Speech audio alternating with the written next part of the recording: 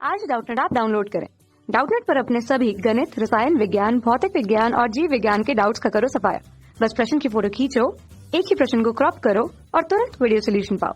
अभी डाउनलोड करें। प्रश्न में दिया गया है एथेन के संभवन या निर्माण की ऊष्मा -20.2 किलो कैलोरी प्रति मोल व कार्बन व हाइड्रोजन के परमाणुीकरण एटमाइजेशन की ऊष्मा क्रमशः 179.2 किलो कैलोरी प्रति मोल व 52.1 किलो कैलोरी प्रति मोल है।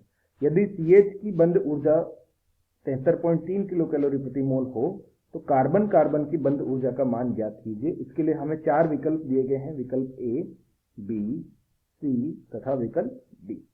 तो देखिए, सबसे पहले यदि एथेन के संवहन अर्थात इसके निर्माण अभिक्रिया की बात करें तो एथेन की निर्माण अभिक्रिया क्या होगी?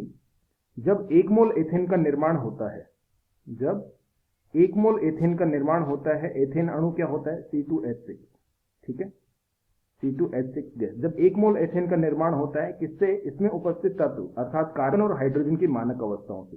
कार्बन की मानक अवस्था कार्बन ठोस और हाइड्रोजन की मानक अवस्था होती है hydrogen H2 gas.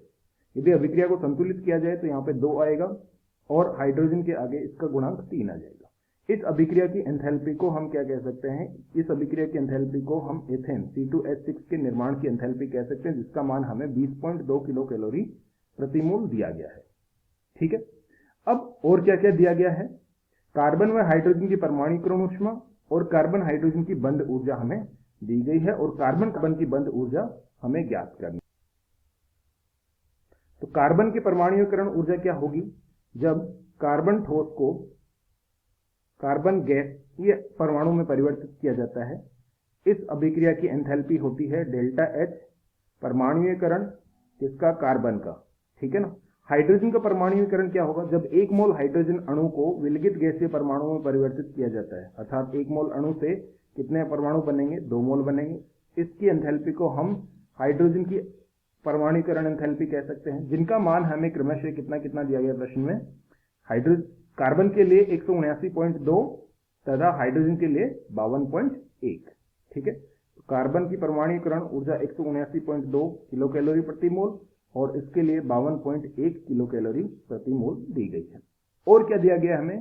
Carbon hydrogen की बंद ऊर्जा और कार्बन कार्बन की बंद ऊर्जा हमें पूछी गई है। अब हेस के नियम के अनुसार जो मीथेन की संवहन अभिक्रिया है, इसके 2 पथ हम बना सकते हैं। एक तो हमने लिख रखा है कि जब 2 मोल कार्बन और 3 मोल हाइड्रोजन से मानक अवस्थाओं से जब 1 मोल मीथेन बनता है तो इस अभिक्रिया की एंथैल्पी को हम क्या कह सकते हैं?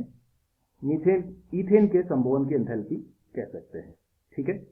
यहां से दूसरा पथ हम किस प्रकार बना सकते हैं? ध्यान दीजिए, कार्बन ठोस है, जब हम इसको सबसे पहले कार्बन गैस में परिवर्तित करें, ठीक है ना, तो इसमें जो ऊर्जा लगेगी वो क्या होगी? परमाणुकरण ऊर्जा का दुगुना होगी, ठीक है।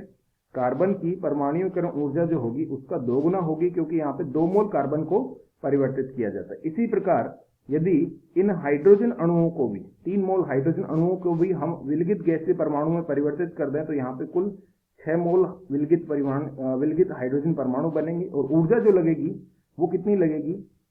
हाइड्रोजन की परमाणुकरण ऊर्जा का 3 गुना यहाँ पे ऊर्जा लगेगी, क्योंकि हम 3 मोल हाइड्रोजन को परमाणुकरण कर रहे हैं, ठीक है।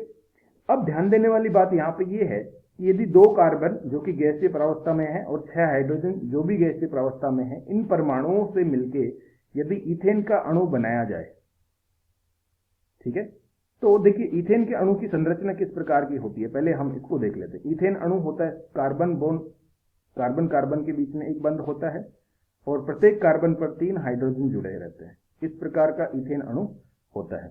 तो ईथेन अणु में हम कह सकते हैं कि 6 कार्बन हाइड्रोजन बंध है, अर्थात जब ये बंध बनेंगे, ठीक है ना, तो बंध बनने में ऊष्मा उत्सर्जित होती है। तो कितनी ऊष्मा उत्सर्जित होगी? 6 गुना बंध ऊर्जा किसकी? कार्बन हाइड्रोजन की। और एक कार्बन कार्बन बंध बन रहा है तो 1 गुना बंध ऊर्जा किसकी? कार्बन कार्बन बंध की। क्योंकि इतनी ऊष्मा उत्सर्जित हो रही है तो ये ऋणात्मक चिन्ह के साथ प्रदर्शित की जानी चाहिए, ठीक है। अब हेस के नियम के अनुसार हम बोल सकते हैं कि यहां पर 2 पथ हमें दिख रहे हैं, ठीक है ना, और दोनों पथों में एंथैल्पी परिवर्तन क्या होना चाहिए? समान होना चाहिए। हेस के नियम अनुसार किसी भी अभिक्रिया की एंथैल्पी जो होती है, अभिक्रिया की एंथैल्पी पथ पर निर्भर नहीं करता है।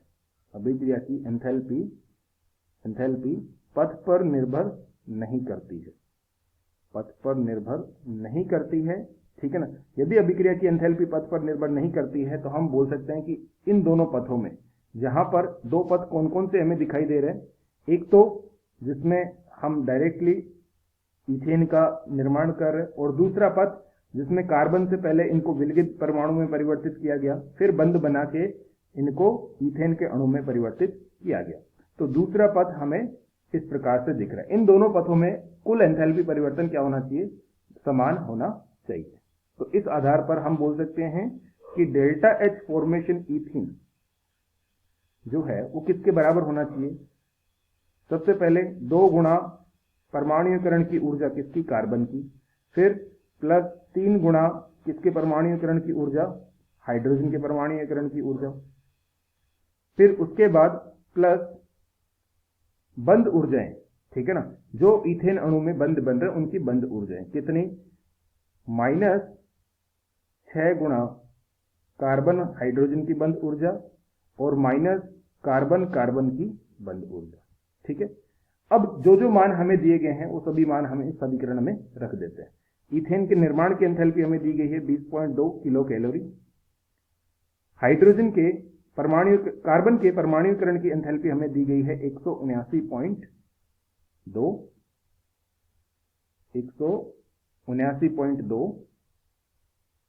किलो कैलोरी, प्लस हाइड्रोजन की परमाणुकरण की एंथैल्पी हमें दी गई है 3 गुणा 52.1 प्लस माइनस यहाँ पे माइनस हो जाएगा 6 गुणा कार्बन हाइड्रोजन की बंध ऊर्जा हमें प्रश्न में कितनी दी गई है?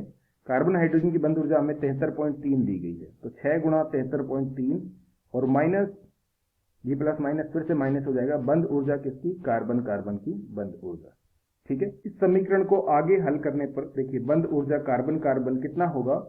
2 गुणा 179.2 प्लस 3 गुणा 52.1 माइनस 6 गुणा 73.3 और माइनस 20.2 को इधर लाएंगे तो ये कितना हो जाएगा? प्लस 20.2। सभी मान किस में है? सभी मान किलो कैलोरी प्रति मोल में है, ठीक है। तो यहां से कार्बन कार्बन की बंध ऊर्जा इस समीकरण को हल करने पर हमें लगभग प्राप्त होती है 96 किलो कैलोरी प्रति मोल, ठीक है। अतः दिए गए विकल्पों में यदि सही उत्तर की बात करें तो इस प्रश्न का जो सही उत्तर होगा वो होगा विकल्प ए, 96 किलो कैलोरी प्रति। कक्षा 6 से 12वीं से लेकर नीट, IIT, JEE वो एडवांस के लेवल तक 1 करोड़ से ज्यादा छात्रों का भरोसा। आज ही डाउनलोड करें डाउटनेट ऐप या व्हाट्सएप करें अपने सारे डाउट्स 8400 400 400 पर।